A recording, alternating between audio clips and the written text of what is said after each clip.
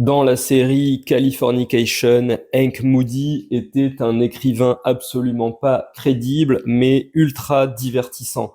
D'ailleurs, c'est un peu triste, je me pose la question, un écrivain est-il crédible? Dans ces cas-là, il y a des chances qu'il soit pas très divertissant. Et s'il est divertissant, il y a de bonnes chances qu'il soit pas forcément crédible. Bah oui, Moody, c'était le mec qui abusait, en gros, de toutes les substances possibles tout en restant beau gosse, sharp intellectuellement, qui écrivait des chefs-d'œuvre sans vraiment travailler. De temps en temps, il se prenait une cuite, il avait l'inspi et il sortait en gros le nouveau Crime et Châtiment, le nouveau Frère Karamazov. Et il plaisait à toutes les femmes de toutes les strates sociales.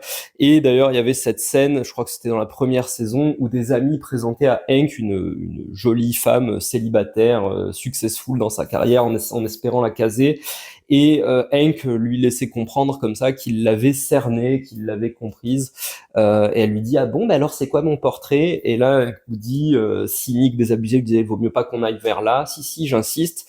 Et donc il lui faisait son portrait. Tu rentres chez toi à 19h, tu te sers un verre de vin blanc, tu caresses ton chat, tu te sens incroyablement seul. Bref, en gros, il lui mettait 6-0, 6-0 dans la tronche à coups de clichés. La fille était offusquée, c'est limite si elle lui jetait pas son martini ou son vin blanc au visage. Et puis plus tard dans la série, ils couchaient ensemble parce que bah c'était une série divertissante, pas forcément crédible, hein, une série dans laquelle le héros pouvait humilier, dominer intellectuellement, symboliquement tout le monde, et tout le monde revenait reprendre sa dose parce que c'était trop bon, il était juste trop smooth, trop malin, trop intelligent, trop talentueux.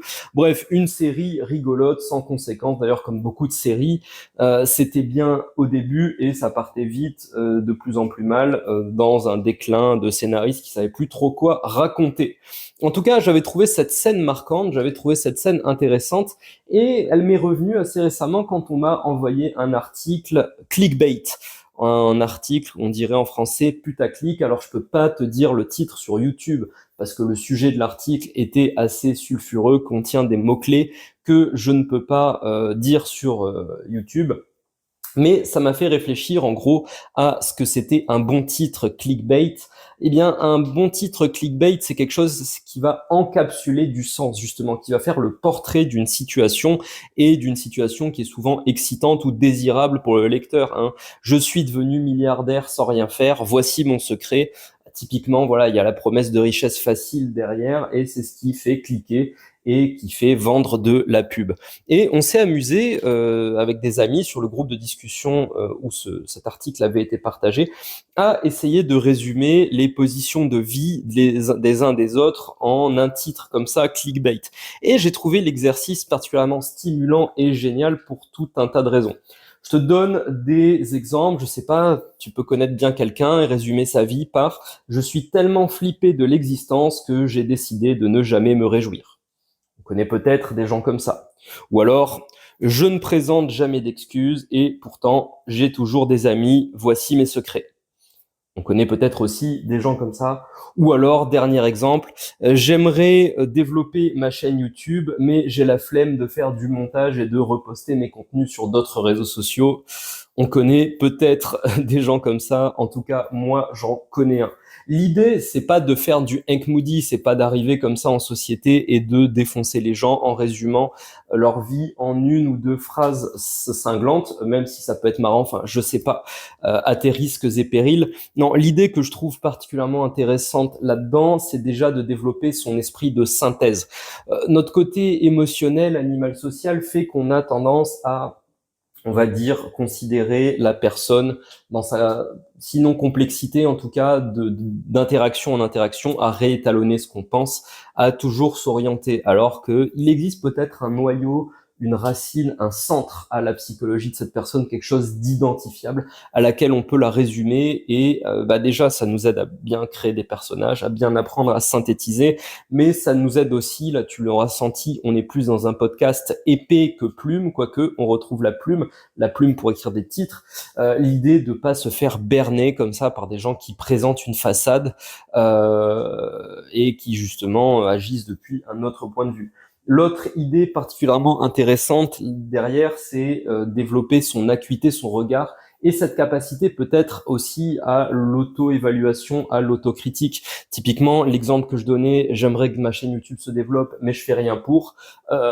Bah, ça me fait quand même une petite contraction abdominale quand j'entends ça, parce que je suis mis face à une évidence qui est brutale, qui est sans appel, hein. Récemment, il y a eu la mode avec l'IA du roast, hein, les gens qui avaient suffisamment interagi avec un chatbot et qui demandaient à ce chatbot, bah, résume ma position de vie, résume ma personnalité, résume mes névroses, résume mes tendances. Voilà, parce qu'on a rarement un œil extérieur objectif, hein, quand vous dites aux gens tu penses quoi de ma nouvelle veste? Vous allez avoir une partie qui vont vous complimenter par politesse, une autre qui va vous critiquer par envie de vous descendre.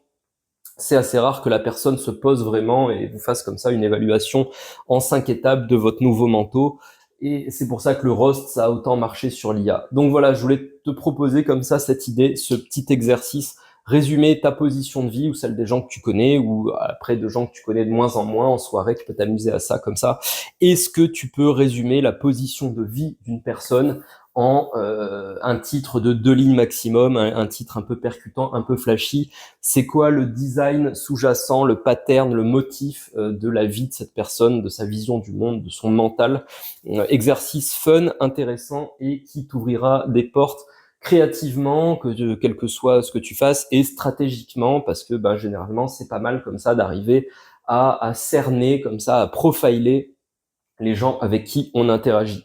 Voilà, peut-être que c'est une grosse idée de paranoïaque. Bah écoute, je t'invite à me donner ton avis justement dans les commentaires.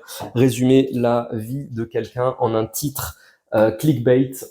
Est-ce que c'est un truc d'obsessif paranoïaque ou un jeu rigolo? J'ai hâte d'avoir ton avis. N'hésite pas non plus, bien sûr, à liker, commenter, partager. Moi, je te dis à bientôt pour le prochain podcast de La Plume et l'Épée. Et d'ici là, prends soin de toi.